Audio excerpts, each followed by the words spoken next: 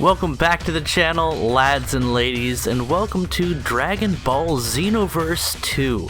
This is the sequel to Guess the Name, and it almost feels like a slightly more refined version of the original. I wouldn't necessarily recommend buying the first Dragon Ball Xenoverse game, because I honestly feel like this is an improvement in every way, and you get quite a number of additional features with this game. Now, it is currently, as of the making of this video, on sale for $10 at 80% off, which is just a fantastic deal, and that is found at indiegala.com, a website that I can recommend that will sell you the Steam code for a great price. If you do purchase the game, Indiegala will send you an email with your game code, and you might have to check your spam folder because depending upon your email protocols, it might get sent into the spam folder. If not, I think you can also check your profile on Indiegala to get the code, but I got mine through the link in the email, and it was in my spam folder. So, what does $10 get you today? Well, this is not character creation. This is actually a little bit into the game. The character creator is sort of along the lines of Monster Hunter. You can pick from a few base profiles, and then you have about a dozen basic versions of each of your major features. I guess it's not quite like Monster Hunter then, because they did have some... Did they have sliders? I can't remember if they had some sliders. There's no sliders in this one, so if you end up making yourself look like a mutant, it's just going to be within the intended ranges of the presets. However, the basic idea here, and you can see I'm using a Logitech controller actually. Yeah, baby? Oh, that's very neat, baby. Hey. Okay. Alright, I'm just making sure she's not trying to buy anything. Anyway, the idea with Dragon Ball Xenoverse 2, and enjoy the background music that comes from the legendary God Hand PS2 game. The Shadow Play was not detecting the in-game audio for this one, but let me tell you that one of the things that I like about Xenoverse 2 is it has a great soundtrack. It really fits with the feel of Dragon Ball Z games, and that is just peachy. I do have a few gripes with the game, and part of that comes down to the sort of antiquated feel of the overworld system. It really feels like an old, Japanese MMO, only you're pretty much playing by yourself.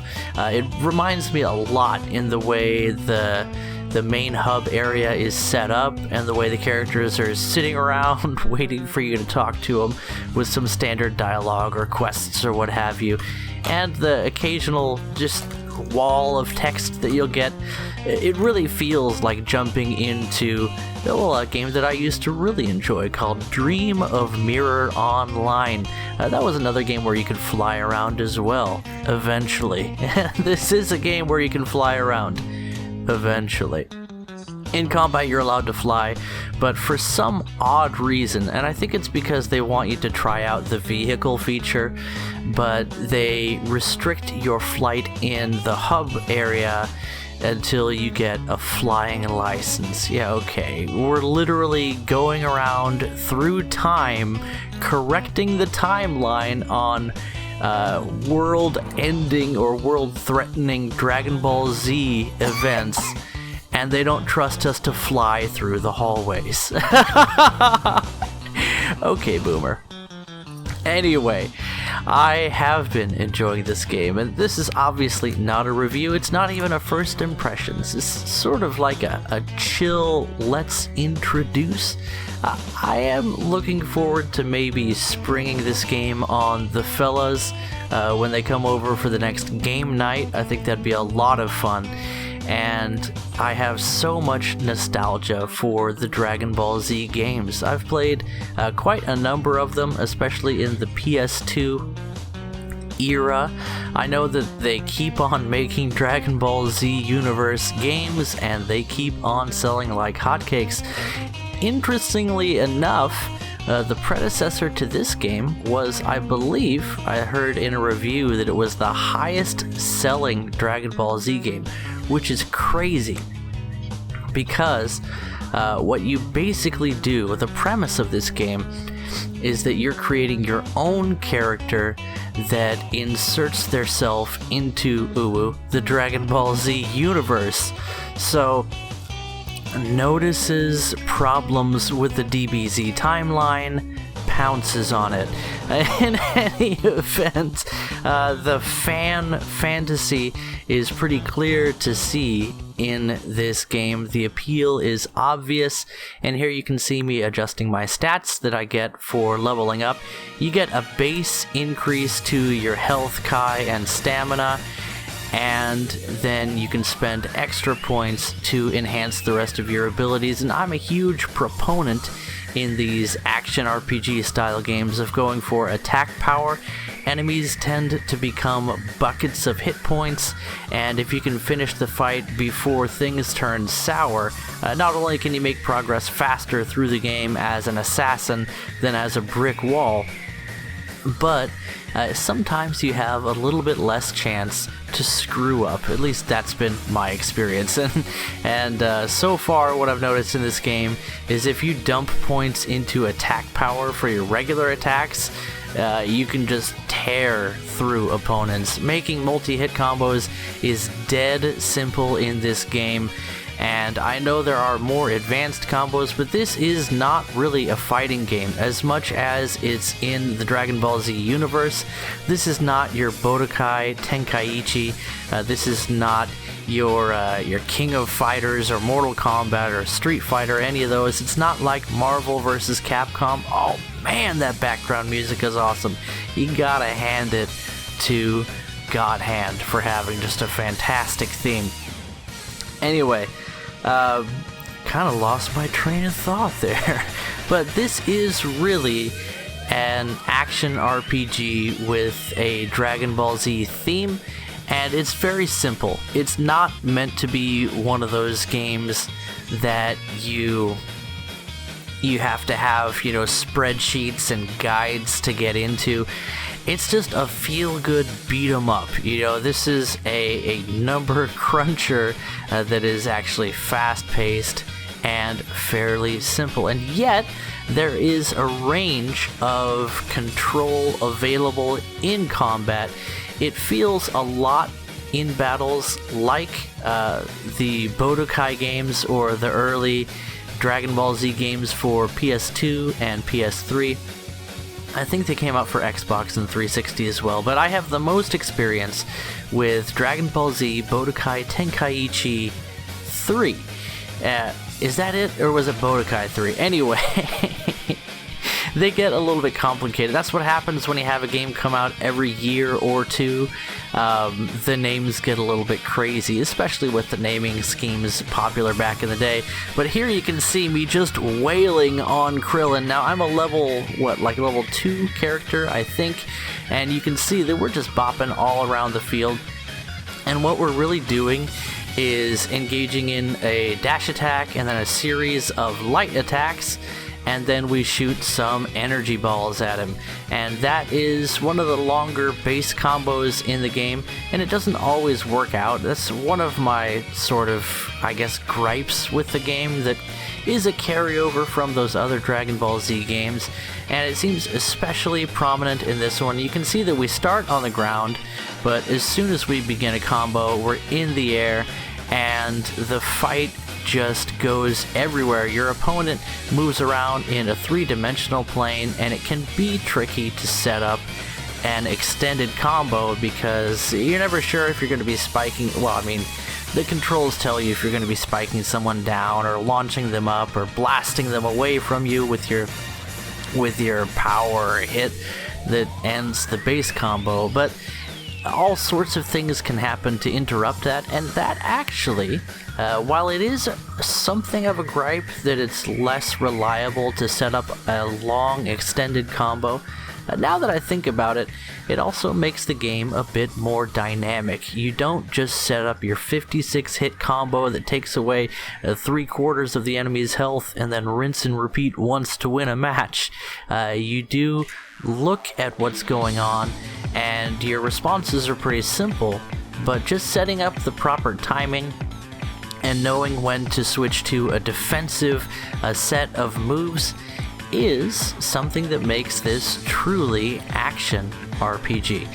And again, if you view this from the angle of this is a role-playing game where you're jumping in, it's a self-insert, what if I could add my own character to Dragon Ball Z, then it functions very nicely. This game is lacking a bit of polish, especially when it comes to the voice acting, and by that I mean there's not really much wrong with the voice actors or their performances. You don't really expect much out of a game like this anyway. But the lip syncing is set to Japanese, even if the audio is set to English, so people are going to be flapping their gums in some odd directions if you are listening to the English voiceover. Now, I'm a huge fan of the Japanese voiceover anyway. I just like the sound of it. I think that the characters are voiced better a lot of times in the Japanese. I think Dragon Ball Z is one of those shows that sounds better in Japanese most of the time, although I'm definitely more a fan of certain characters' voices in the English voiceover, so that is what it is. But this game has been, as I've mentioned, a huge slice of nostalgia for me, and look at the action in these battles. You'll see that we hit and we take hits. The controls are actually a lot simpler than they look, so you end up with these cinematic fights where a ton of stuff is happening. One downgrade, I would say, from previous titles that are more focused on being a fighting game is there tends to be more environmental destruction in those games, as well as more satisfying manipulation of your opponent's movement, but maybe I'll unlock more of that stuff as I raise in power level, but I'd be expecting to be launching Krillin through some of these buildings by now.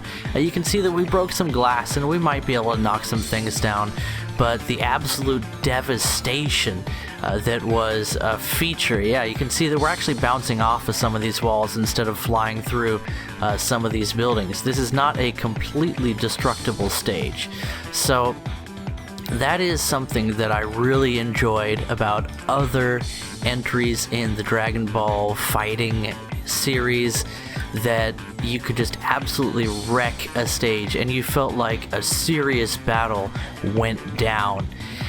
Not so much in this one. It's a little bit more toned down, and that's a theme that sort of runs through the entire game. Everything seems to be toned down a bit. Your moves don't smack quite so satisfyingly, although the action is there. There are cinematic moments, but they're a little bit more fast-paced, which I actually appreciate. But overall, I'd say that the animations are not quite so dynamic. Again, as you see in a dedicated Dragon Ball Z fighting game, this is something of a different beast. Another thing is that the environments in the game seem to be toned down as well, and I would say quite a bit. I suspect that a lot of time was saved in the development of this game by making very simple environments, not a lot of dynamic elements to them. You don't see birds flying around or little critters or any number of other things happening. There's no movement in this world. NPCs stand in place waiting for you to come to them, and you don't get the feeling that this is a living, breathing world that you get out of either a high-quality RPG or any world that has really been crafted and polished by the developers. I'd say that this game could definitely stand about 6 months of polish and just working on getting everything to look and feel just right. It almost comes off as dispassionate, sort of a a drug-hazed Dragon Ball Z game where it's just a little bit more numb than you would hope it to be to establish a truly passionate relationship with the game, and yet that is offset by the fact that this is really a fan game. This is the kind of thing that is in my mind, it's meant to be like a side dish to the real treat that is a lot of the Dragon Ball Z main series games, and yet it's been very successful because it has such a broad appeal.